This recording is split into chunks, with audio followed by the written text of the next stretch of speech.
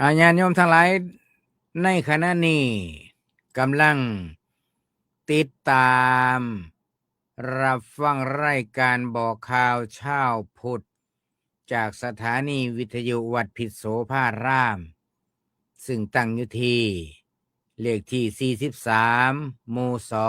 2ตำบลเก่งเหนืออำเภอเขมราชจังหวัดอุบลราชธานีรหัสไปรษณีย์34170หมายเลขโทรศัพท์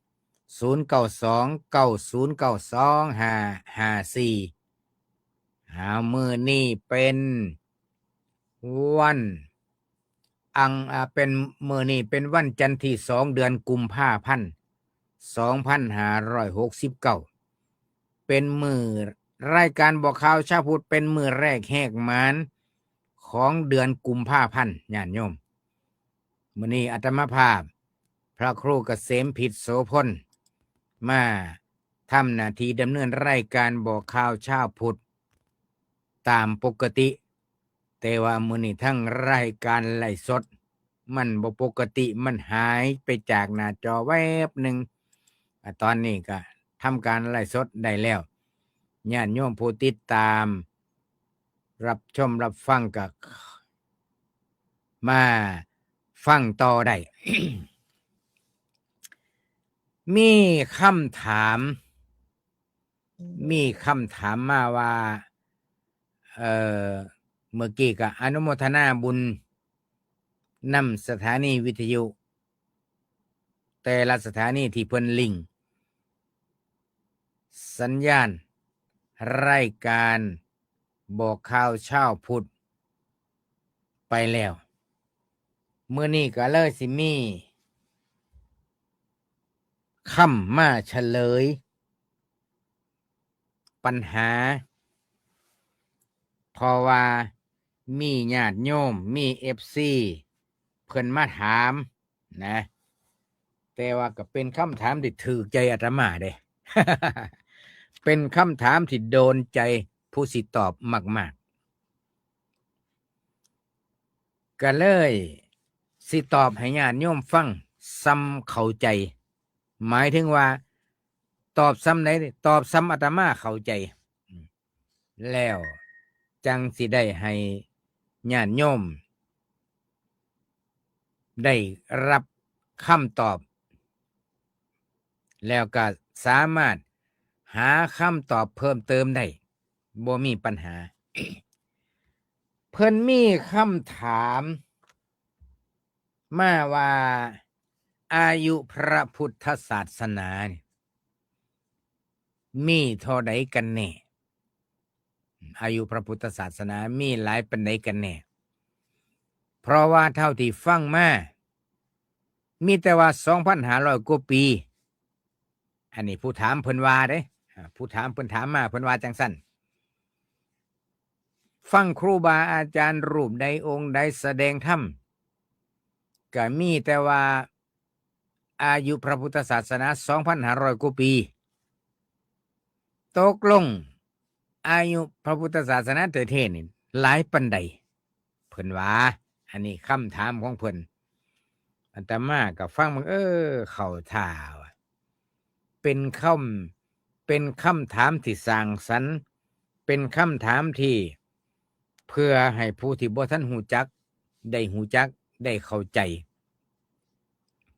ก็เลยสิตอบเท่าที่ตอบได้อายุพระพุทธศาสนาเพิ่นก็นับ หลังจากพระพุทธเจ้าเพิ่นได้ตรัสรู้ตอนที่เพิ่นตรัสรู้อายุเพิ่นในเรียนมาในพุทธประวัติก็ว่าเพิ่นอายุ35 ปี35 พรรษาแต่ว่าตรัสรู้นี่ก็นับเอาตั้งแต่ตรัสรู้มาแล้วก็พระพุทธเจ้าก็เผยแผ่พระพุทธศาสนาอยู่45 ปีหลังจากพระพุทธเจ้าปรินิพพานแล้วก็จังได้เริ่มต้นนับพ.ศ. 1เรื่อยมาจนถึงปัจจุบันนี้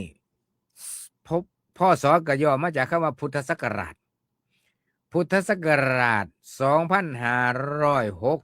2569นี่คืออายุหลังปรินิพพานหลังพระพุทธเจ้าปรินิพพานมาแล้วก็เอา45ปีมาบวกเข้าไปอีกคือ45ปีก็หมายถึงว่าเพิ่นตรัสรู้แล้วพระพุทธเจ้าก็เผยแผ่อยู่เป็นเวลา45ปีพระพุทธเจ้าจังได้ปรินิพพานเมื่ออายุ80ปีก็เอา45มาบวกพ.ศ.ปัจจุบัน2569บวก45ก็เป็น2614ปีนี่คืออายุพระพุทธศาสนาอันนี้บ่ได้วิเคราะห์วิจัยวิจารณ์พิสดารอีหยังให้มากมายนำเอาตั้งแต่ซ้ำนี้นะปัจจุบันนี้ก็เอิ้นว่า2614ปีนี่คืออายุพระพุทธศาสนาดังนั้นก็ให้ญาติโยมสาธุชนทั้งหลายได้รับทราบสำหรับทางวัดว่าอาราม ในช่วงนี้วัดผิดโสภารามวัดสนมมากญานี่อยู่ในอำเภอเขมราชตอนนี้ก็อยู่ในขั้นตอน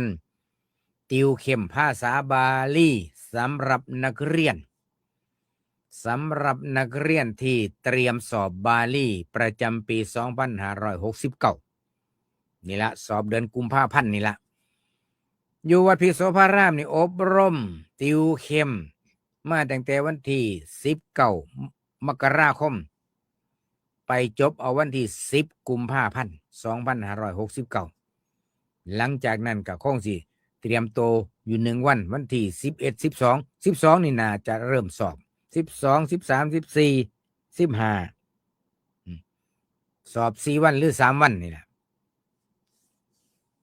ทางวัดสนมบางหญ้าก็มีการติวเข้มคืออบรมก่อนสอบอันนี้เอิ้นว่าติวเข้มเพื่อให้นักเรียนได้ซักซ้อมความเข้าอกเข้าใจเพื่อให้นักเรียนมีความชำนิชำนาญในการตอบปัญหามีความทักษะในการตอบปัญหา มีความชำนิชำนาญในการตอบปัญหาในการแปลภาษามคธเป็นไทยแปลไทยเป็นภาษามคธอันนี้ระดับสูงขึ้นไปอีกก็เป็นว่าปีนี้อยู่ในช่วงที่กำลังติวเข้มศรัทธาญาติโยมผู้ใดอยากมีลูกชายหลานชายเป็นพระมหาปรริญญาก็ส่งไปเล่าไปเรียนตามสำนักวัดที่เฮาศรัทธาในอำเภอเขมราช สำนักเรียนที่มีจำนวนนักเรียนสอบได้หลายตอนนี้ก็คือวัดสนมบางหญ้านะสมัยก่อนสมัยหลวงพ่อเจ้าคุณวัดผิดโสภารามเพิ่นยังอยู่ในจังหวัดอุบลราชธานีก็คือวัดผิดโสภารามที่มีจำนวนนักเรียนสอบได้หลาย12 ปีผ่านมานี่หลังจากพระเดชพระคุณหลวงพ่อเพิ่นได้ละสังขารมรณภาพไปจำนวนนักเรียนก็จังได้ลดลงตามการตามเวลาแต่ว่าก็ยังมีสำนักลูกศิษย์ขึ้นมาแทนก็คือวัดสนมบางหญ้าเริ่มต้นจากสอบได้ปีละ4-5 รูปต่อมาก็สอบจำนวนเพิ่มขึ้นมีนักเรียนเพิ่มขึ้นเมื่อมีจำนวนนักเรียนสอบได้หลายเพิ่มขึ้นทุกปีพระสงฆ์สามเณรก็ฮู้ข่าวก็หลายขึ้นมีแต่ผู้อยากมาเรียนก็สอบได้หลายขึ้นตามลำดับจนถึงปัจจุบัน เป็นอันดับรองในภาค10เป็นอันดับหนึ่งในจังหวัดอุบลราชธานีที่วัดสนมบางหญ้าปีนี้ เตรียมสอบอยู่โดนตอนนี้121รูปยังบ่ทันนับครูที่เป็นอาจารย์สอนยังบ่ทันนับบวกเขานับแต่นักเรียน121รูปก็จึงแจ้งข่าวเราบุญมาให้ศรัทธาญาติโยมท่านใดศรัทธาญาติโยมมีศรัทธาประสาทะอยากไปร่วมถวายความอุปถัมภ์บำรุงก็ขอเรียนเชิญเจริญพรศรัทธาญาติโยมสาธุชนทุกท่านได้ไปร่วมกันได้ไปอนุโมทนาสาธุการนำกันเพื่อว่าเฮาสิได้สนับสนุนส่งเสริมพระพุทธศาสนาไปนำกันก็ขอให้พ่อแม่พี่น้องศรัทธาญาติโยมแต่ละท่านแต่ละคนได้ไป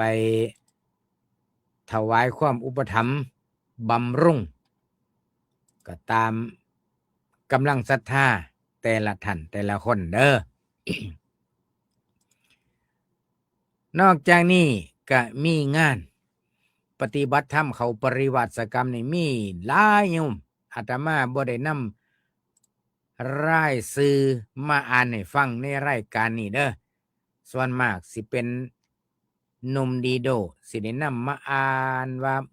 งานปริวาสเดือนนี้อยู่วัดใดเนตำบลใดเนอำเภอใดเนหนุ่มดีโดสิได้นำมาประกาศประชาสัมพันธ์ให้วัดว่าอาราม แต่คันครูบาอาจารย์วัดว่าอารามได้มีได้เฮ็ดภาพฝ้ายภาพป้ายประชาสัมพันธ์ก็ส่งมาที่สถานีเพื่อสิได้ซอยประชาสัมพันธ์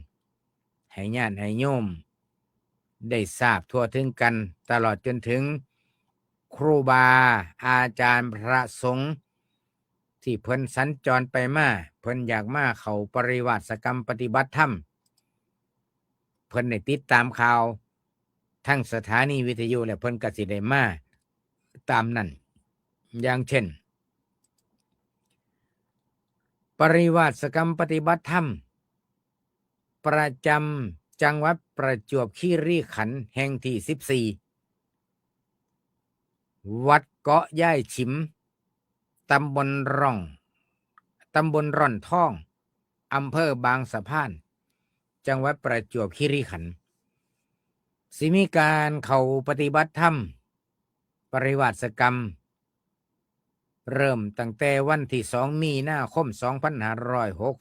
2569ถึงวันที่11 มีนาคม 2569เดือนหน้านี่คือสำนักปฏิบัติธรรมประจำจังหวัดประจวบคีรีขันธ์แห่งที่14วัดเกาะย่ายฉิมตำบลร่อนท่องอำเภอบางสะพานก็แจ้งข่าวเราบุญไม่ถึงส่วนพอออกไม่ออกก็สามารถไปบวชชีพราหมณ์ปฏิบัติธรรมได้ไปบวชชีพราหมณ์ปฏิบัติธรรมโยมไปอยู่ปฏิบัติธรรมในงานจังสี่อยู่ได้ตามสะดวกโยมมีเวลา3 วันก็ไปอยู่3 วันโยมมีเวลาไปปฏิบัติ7 วันก็อยู่7 วันหรือมีเวลาเรื่องเวลาบ่มีปัญหาก็ไปอยู่ปฏิบัติครบ9 คืน10 วันได้สบายเป็นการไปสั่งสมอบรม1ล่ะได้รักษาศีล2ได้เจริญภาวนาศีลสมาธิปัญญาก็สิได้เกิดเพิ่มได้บุญเพิ่มกลับไปสั่งสมอบรมเอาอันนี้ขึ้นอยู่กับว่าผู้ใดสะดวกส่วนผู้บ่สะดวกได้ศึกษาเรียนรู้มาบ้างแล้วก็ไปเฮ็ดเอาเองไปปฏิบัติเอาเองเท่าที่มีเวลาแต่ว่าเฮาบ่ปล่อยปละละเลยไปตามอัตภาพบ่เห็นแก่ลิ้นแก่กินบ่เห็นแก่ความสนุกเพลิดเพลินจนเกินขอบเฮาหาเวลาบ้างแบ่งเวลามาหาวัดบ้าง หมายถึงว่าแบ่งเวลามาหาฉันบ้างก็หมายถึงว่ามีเวลาให้เป็นเวลาส่วนตัวนั่นแหละพ่อสิได้ไหว้พระ สวดมนต์เจริญภาวนาแผ่เมตตาระลึกนึกถึงบุญกุศลที่เคยสั่งสมอบรมมาก่อนหลับก่อนนอนนี่อย่างขี้ไรก็ให้มีเวลาเป็นของส่วนโตววันละ1 ชั่วโมงฝึกจิตฝึกใจตัวเองก่อนสิหลับสินอนก็มีเวลามานั่งทบทวนว่ามื้อนี้ตั้งแต่ตื่นนอนขึ้นมาอารมณ์เสียจักครั้งบ่เฮานี่อารมณ์บ่จอยกับผู้นั้นผู้นี้จักครั้งจักคนกับไผแน่มานั่งตรวจสอบเบิ่งจิตเบิ่งใจตัวเองเมื่อตรวจสอบเบิ่งแล้วมื้อนี้เป็นวันพระเป็นวันเพ็ญเดือน3ถึงเวลาเฮาสิหลับสินอนแล้วปรากฏว่าเฮาบ่ได้สร้างบาปเฮาบ่ได้สร้างบาปกรรมมีแต่สร้างบุญกรรมได้ใส่บาตรได้ทำบุญได้รักษาศีลการรักษาศีลเฮาก็ต้องมีเจตนาได้โยมมีความเจตนาตั้งใจของเฮานี่ละ1ละเฮาสิบ่ฆ่าสัตว์ยุงกัดก็บ่ตบนั่นเห็นบ่ล่ะแต่ถ้ารักษาศีลบ่ฆ่าสัตว์ตัดชีวิตแต่ยุงกัดตบเปะนี่ก็ยังบ่ทันแม่นเปอร์เซ็นต์มันก็ลดลงก็ตามเปอร์เซ็นต์แหละโยมแต่ว่าขอให้เฮาตั้งใจภาษาพาพุทธว่าสมาทานศีลสมาทานศีลนี่สมาทานด้วยตนเองก็ได้บ่ไปสมาทานอยู่น้ำพระสงฆ์ก็ได้บ่ให้พระพาเว้าก็ได้คือเฮาสมาทานเอาเองเฮาอยู่บ้านเฮาก็ไปเข้าไปห้องพระไหว้พระแล้วก็สมาทานศีลตั้งใจสมาทานศีลเอาเองเมื่อตั้งใจสมาทานศีลแล้วเฮาก็นั่นล่ะแล้วก็มีจำกัดว่ามื้อนี้เฮาสิสมาทานศีล5 ข้อนี่เฮาสิสมาทานรักษาอยู่จักชั่วโมงเฮาสิรักษาตลอดทั้งวันบ่หรือว่าเฮาสิรักษาตั้งแต่ 18 นาฬิกาไปจนถึง 6 โมงเช้ามื้ออื่นเฮาก็พิจารณาเอาเองนะพิจารณาเอาเองว่าเวลาใดที่ตัวเองสะดวกให้มีเจตนาบ่ว่าเฉยๆเลยๆเฉยๆเลยๆบ่มีความตั้งใจบ่มีเจตนามันก็บ่เข้มข้นญาติโยมมันก็ซ้ำกับว่าเฮาสิรับประทานอาหารตั้งใจสิปรุงอาหารเพื่อรับประทานก็ต้องตั้งใจปรุงอาหาร1ล่ะระวังบ่ให้มันรสจัดจนเกินไปแต่ว่าก็บ่ให้มันจืดชืดจนเกินไปให้มันพอดีคำว่าพอดีมันอยู่วางไหนลิมิตของคำว่าพอดีมันอยู่หม้องใดอันนี้ก็คือกันการสมาทานศีลนี่ก็ชั้นใดก็ชั้นนั้นเฮาก็ต้องมีเจตนามีความตั้งใจมื้อนี้ข้าพเจ้าจะสมาทานรักษาศีล5ให้ดีที่สุดจักชั่วโมง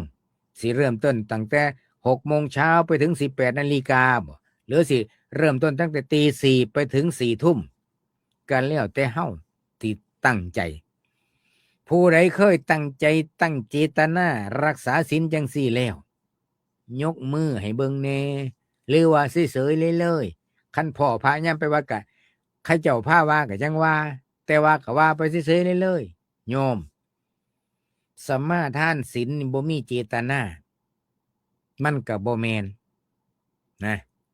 การสมาทานศีลนี่บ่แม่นว่าเว้านำพระไปเรื่อยๆปากเว้าไปอยู่ปานาติปานาเวรมณีสิกขาปะทังสมาธิยามิเว้าอยู่แต่ว่าตานี่เบิ่งจอมือก็เคลียร์จอปากนี่เว้าไปนำหมู่เพิ่นๆเพราะมันคุ้นชินมันก็เว้าบ่ผิดปานาติปาตาเวรมณีสิกขาปะทังสมาธิยามินี่เอิ้นว่าขาดเจตนานะโยมนะการสมาทานศีลนี่ต้องมีความตั้งใจใส่ใจใคร่ครวญในขณะที่กำลัง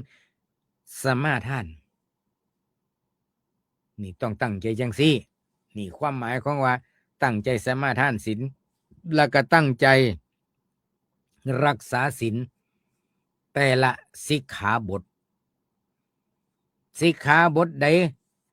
ขาดเฮาก็ต้องหูจัก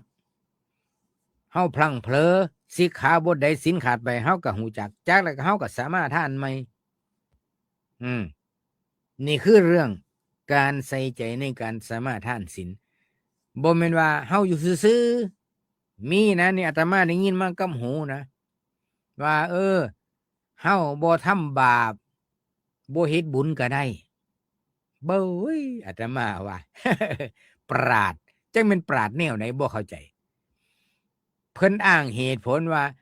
เฮาบ่เฮ็ดบุญก็บ่เป็นหยังเพราะว่าเฮาบ่ทำบาปเพิ่นว่าแต่ว่าที่เว้านี่สมาทานศีลก็บ่ได้สมาทานคืออยู่ซื่อๆสมาทานศีลก็บ่ได้สมาทานบ่ได้ตั้งใจสมาทานบ่ได้ตั้งใจงดเว้นแต่ก็อยู่บ้านซื่อๆซื่อ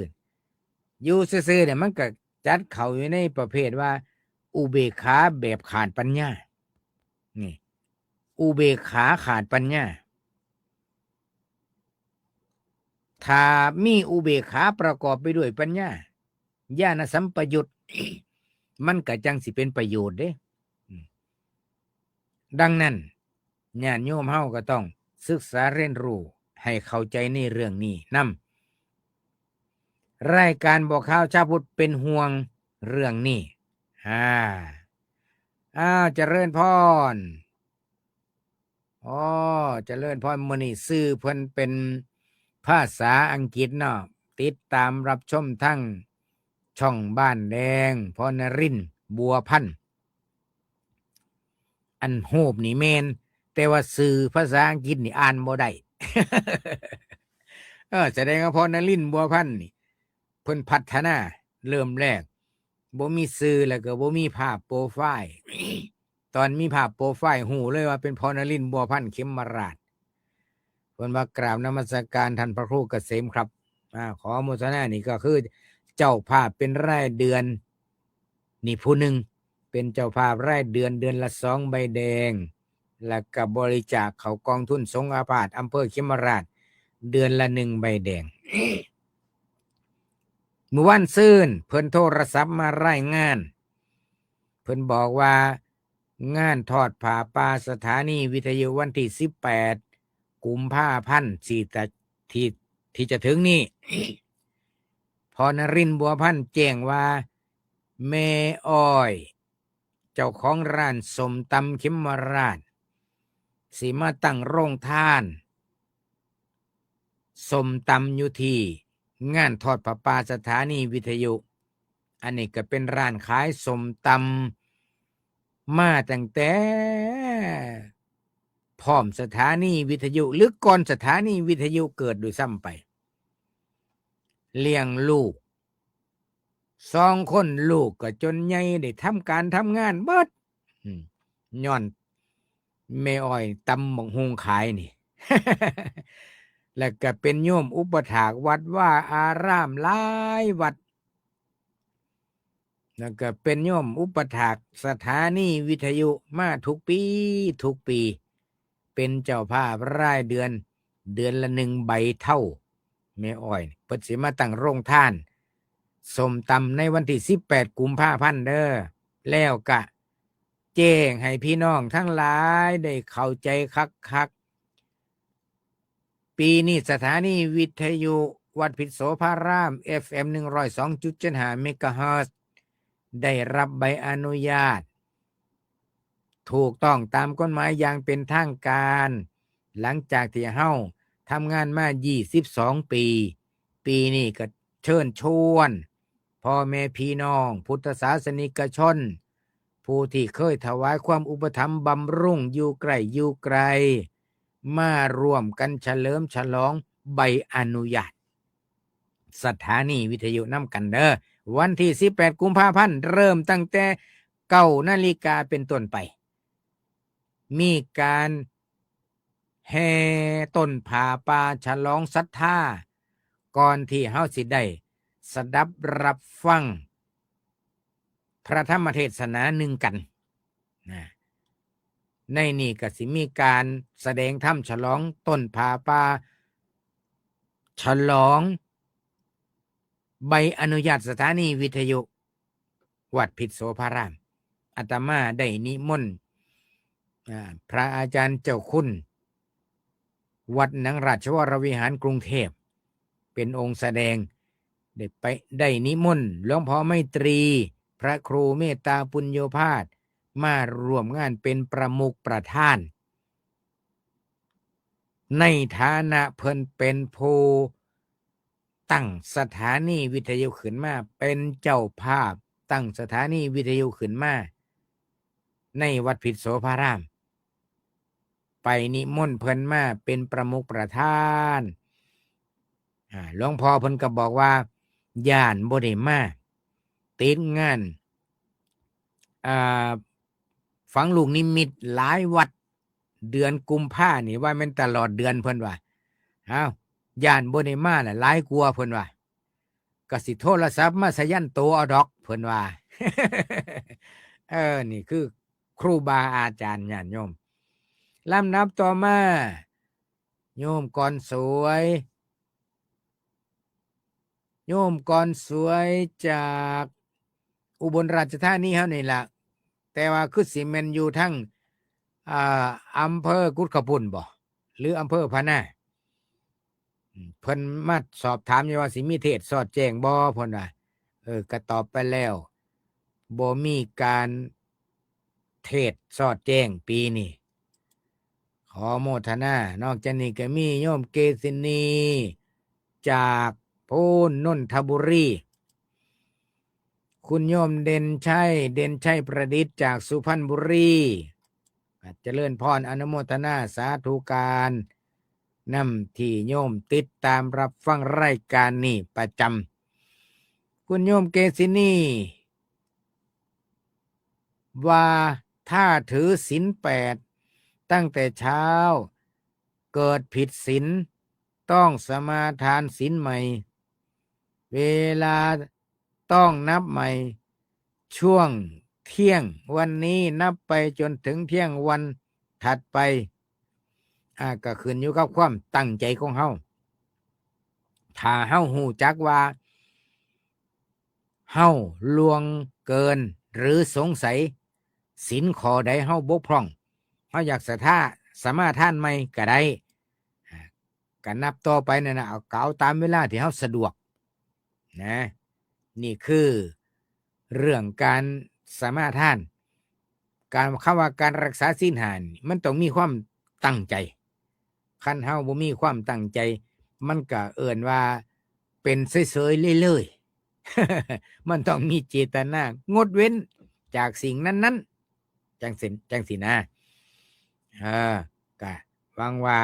ผู้ฟังคงสิเข้าใจก็ขออนุโมทนาทุกท่านทุกคนที่ติดตามรับฟังรายการบอกข่าวชาวพุทธเอาเป็นว่าสถานีวิทยุเรียนเชิญเจริญพรศรัทธาญาติโยม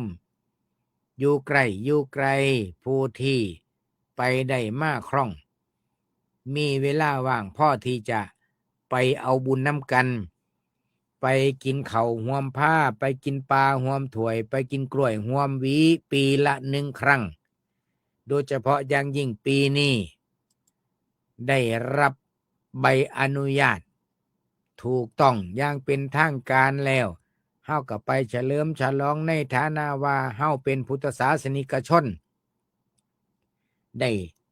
ซอยกันสนับสนุนบำรุงสถานีวิทยุเฮามาโดยเฉพาะอย่างยิ่งปีที่แล้วนี่ก็มีการปรับปรุงห้องเครื่องทรงปรับปรุงห้องทรงเพราะว่าห้องฝาผนังมันผุพังก็มีการปรับปรุงเพื่อให้แอร์มันเย็นให้เครื่องทรงมันได้รับอุณหภูมิสม่ำเสมอและนอกจากนี้ก็ได้ซื้อเครื่องทรงใหม่ได้ซื้อเครื่องทรงใหม่เป็นเครื่องสำรองก็ได้รับความเอื้อเฟื้อจากสายท่านศรัทธาจากพ่อวิชัยแม่วาสนาน้องแบ่งเริ่มต้นก้อนหมู่เลยเริ่มต้นก้อนหมู่เป็นเจ้าภาพก้อนหมู่ ก็จังได้ประชาสัมพันธ์มาให้ญาติโยมร่วมด้วยช่วยกันมาปีนี้เครื่องทรงลักซึ่งเป็นเครื่องเก่าดั้งเดิมเท่าสะเลเกสล่ามากก็เลยส่งไปสอมอีกคือกันส่งไปสอมแล้ว เพื่อยืนเรื่องทำการสอมในให้มีเพื่อให้มีคุณภาพให้มันใส่ได้ปกติปฏิพันธ์มาเสียงออกอากาศแล้วก็บ่ประทับใจเท่าที่ควรดังนั้นญาติโยมทั้งหลาย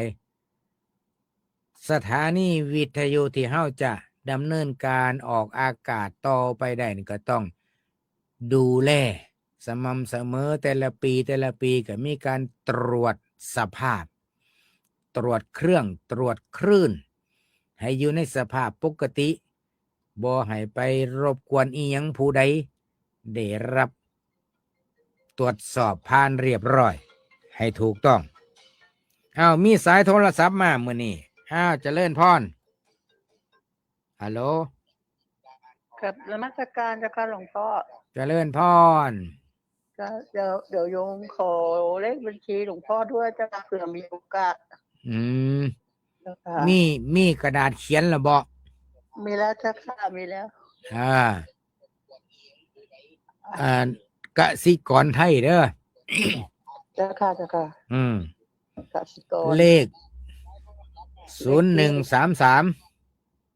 1615 38ทวนมึงดู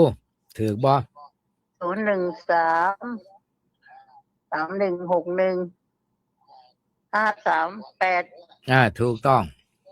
แล้วก็ถ้ามีโอกาสนะจ๊ะถ้าไม่ได้ส่งกันหยงก็อย่าว่าเจริญพรโยมไปไหนไม่สะดวกแล้วให้ผู้ช่วยเจ้าค่ะดีแล้วอยากทำบุญแต่ว่าไปไหนมาไหนไม่สะดวกก็ถ้าเขาว่างถ้าเขาว่างก็ทำให้ถ้าเขาไม่ว่างก็ไม่ได้ทำให้ว่าไปตามธรรมศาสตร์ตามเหตุและปัจจัยส่งมาในนามของในนามหลวงพ่อจะเป็นสักคะเจริญพรแม่นแล้ว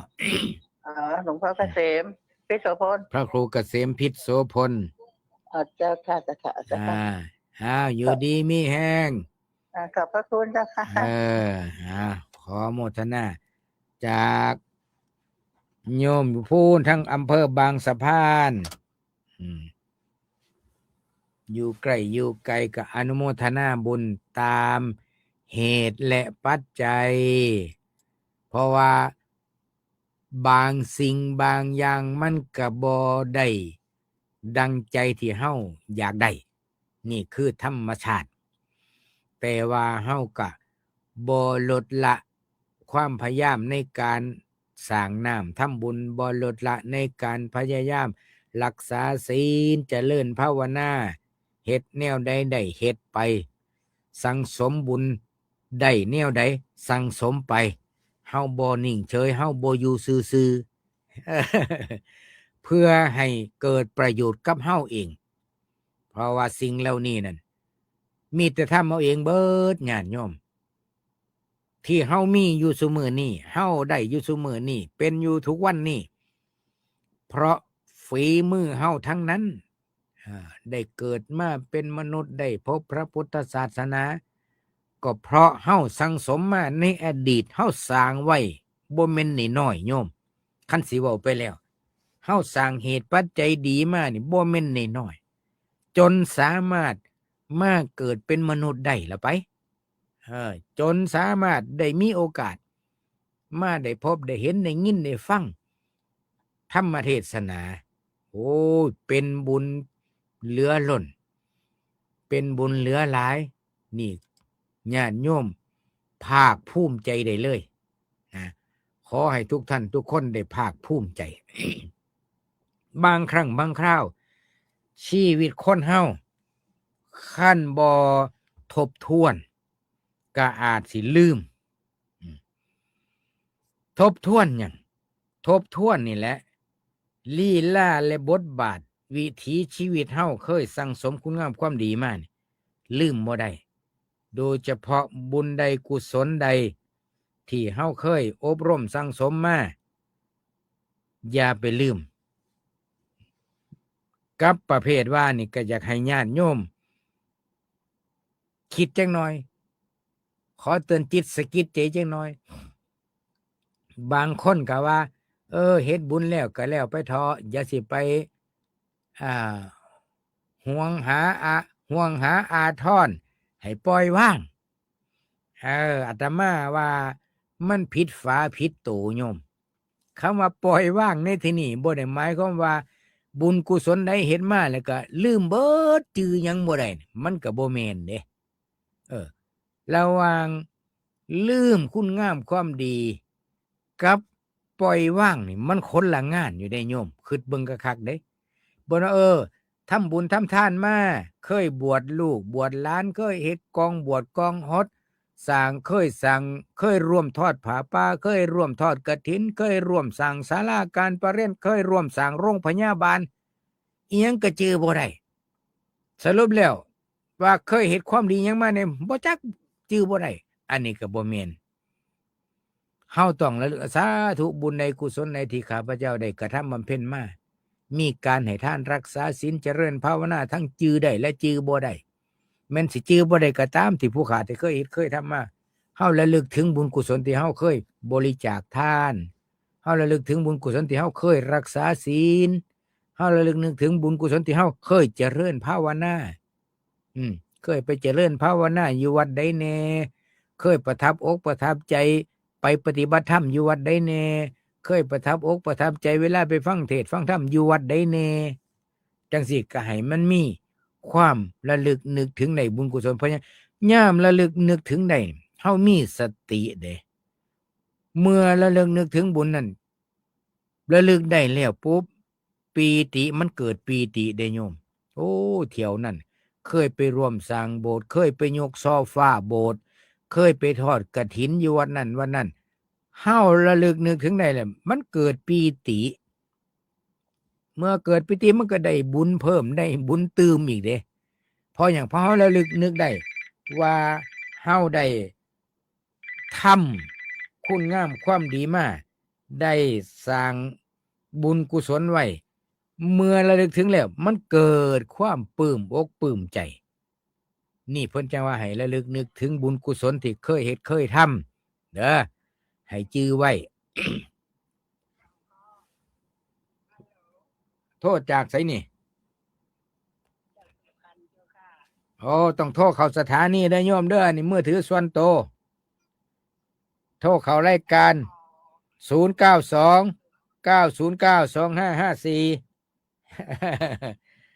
0929092554 คันสิโทรคุยนำอาตมาตอนนี้ก็โทรที่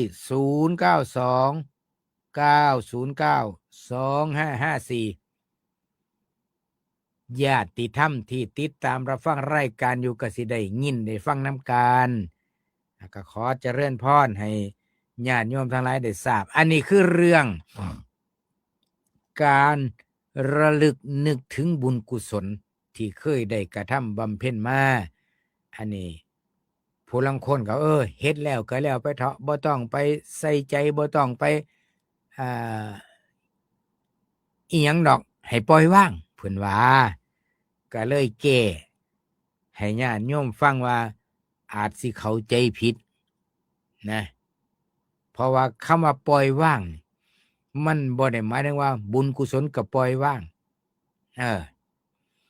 เฮาเพราะหยังเพราะว่าเฮายังเป็นสามัญชนอยู่ยังเป็นปุถุชนอยู่ยังมีความโลภความโกรธความหลงราคะตัณหาอุปาทานในจิตในใจอยู่นี่สิไปปล่อยวางบุญกุศลนี่มันบ่ทันคือ เจริญพรขอนมัสการท่านพระครูค่ะนะจากปทุมราชค่ะบอกซื้อพี่น้องเพิ่นแน่ผู้เพิ่นฟังรุ่นเพิ่นอยากหูจัก อันเมื่อวานนี่ได้โอนเงินเข้าบัญชีท่านพระครูไป 1,000 บาทเด้อนั่นล่ะเห็นอยู่ก็ คือบ่ฮู้จักชื่อเจ้าภาพเนาะว่ะเออ อ่า เอา ก็มีแค่นี้แหละค่ะน้อย แม่บอกซื้อให้พี่น้องเพิ่นได้โมทนานำแน่ซื้อ แม่ต้อยค่ะ นั่นล่ะเห็นบ่ออกอากาศเพิ่นก็สิได้ย่อมือนำ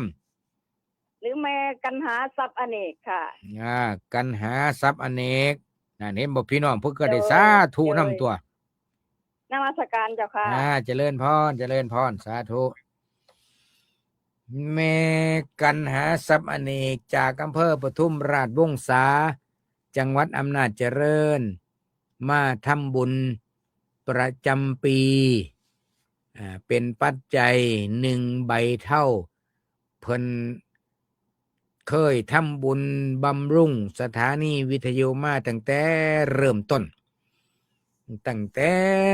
สถานีวิทยุยังบ่ทันมีอินเทอร์เน็ตพุ่น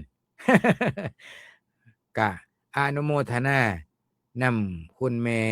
กันหาทรัพย์อเนกจากปทุมราชวงศา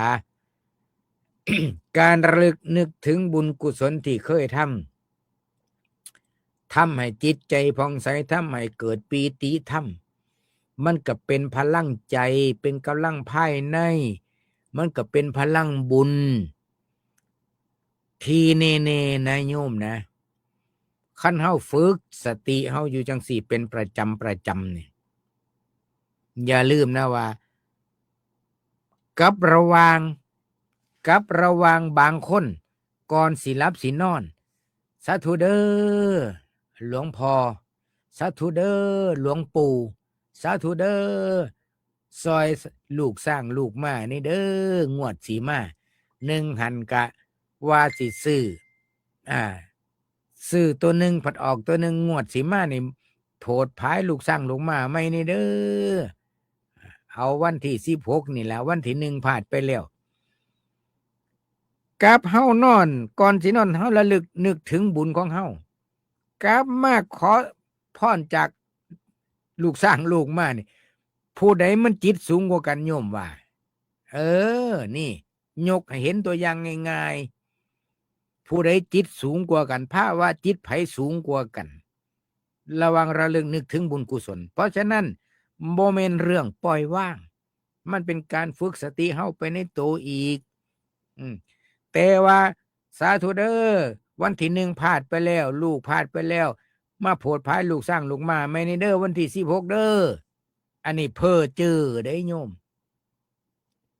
เพ้อเจ้ออันเรื่องจังซี่นี่ควรสิปล่อยว่างคันแนวนี่คันโยมปล่อยว่างตัวนี้ได้ปุ๊บโยมสิเลิกติดอบายมุข